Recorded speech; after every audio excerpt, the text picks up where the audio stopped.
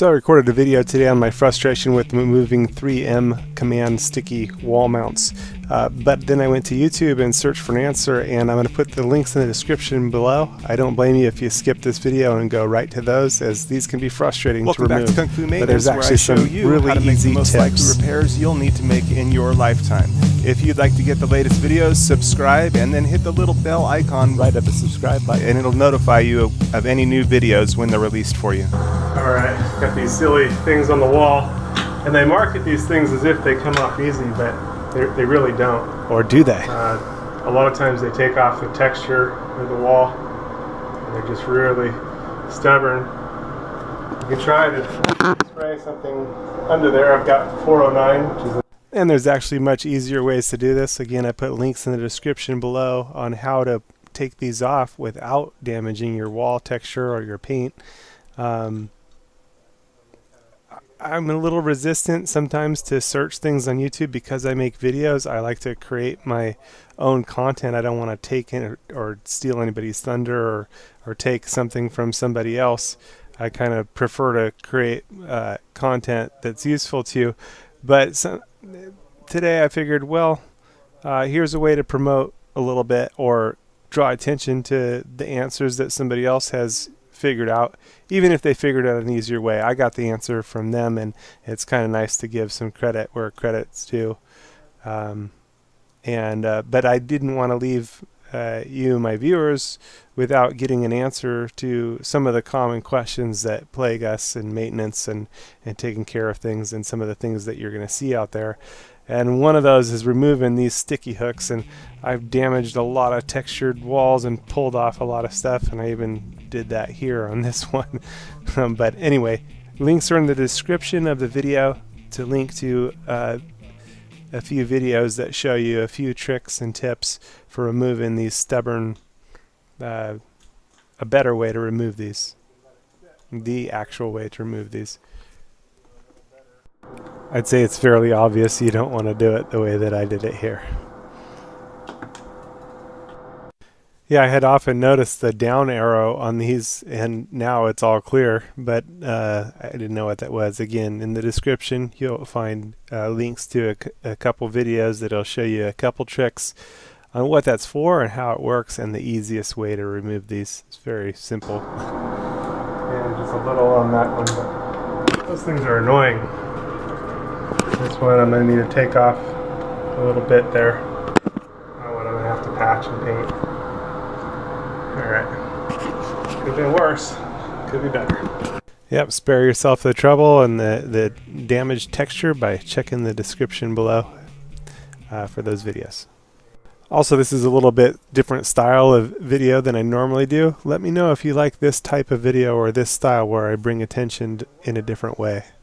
So if you hit the like button if you like this style of video, hit the like button. If you don't like this type of style, hit the dislike button. It gives me an honest feedback of whether this method of content works, because sometimes I'd like to bring answers that maybe weren't my own answers, and in this way, you know, I can help out other channels that make videos as well, but also point you to some clear answers that weren't necessarily my own, you know, even though they were the way to fix it. And they become my own now. A little bit there. That one I'm going to have to patch and paint. Alright. Could have been worse. Could be better. Yep, spare yourself the trouble and the damaged texture by checking the description below for those videos. A quick search of my YouTube channel, you should find a bunch of different videos that'll be helpful to your maintenance needs. Also, there's links in the description below the videos to tools and parts used in the videos.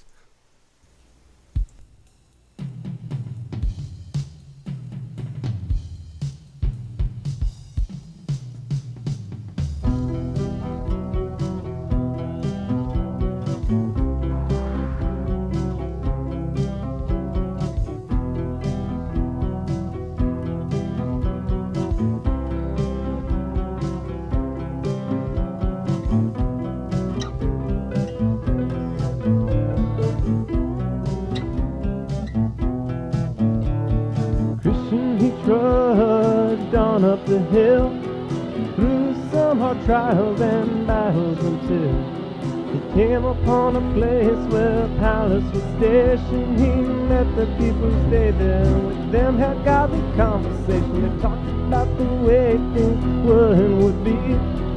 Then they led him to the armory,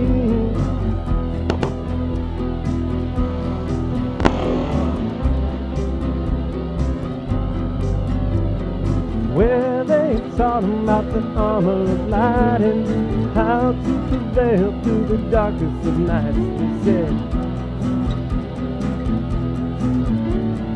as you walk through the land, take the sword of the Spirit in your hand. You are surrounded by so many lies, but to the truth it testifies.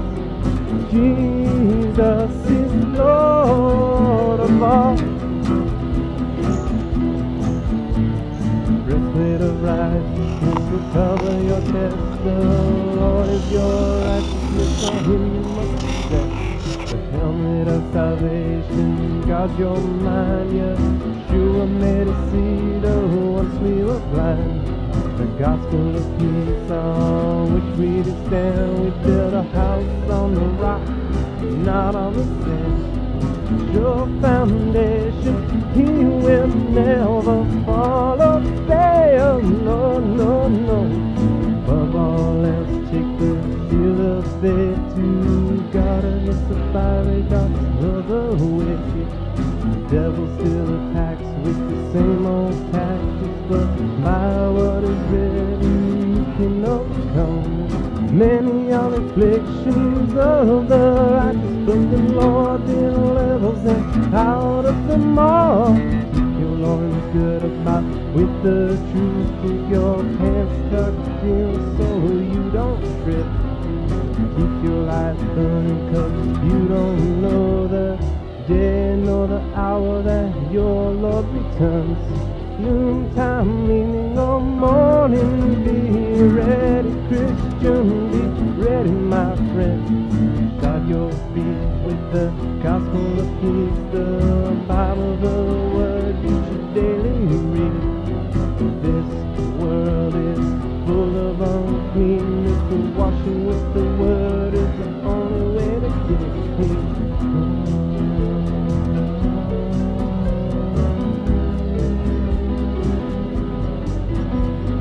Pray always with all prayer and supplication, so that you don't enter into temptation. Make your request known and make it a session. We're all gonna do the same battle. We're walking through falling world, we need strength. Let us pray for one another and tag team the flesh. We gotta keep it under, and the time is short, and many people don't know about the good news. They can be free from the sin that bondage. Let us press on forward in the name of the Lord.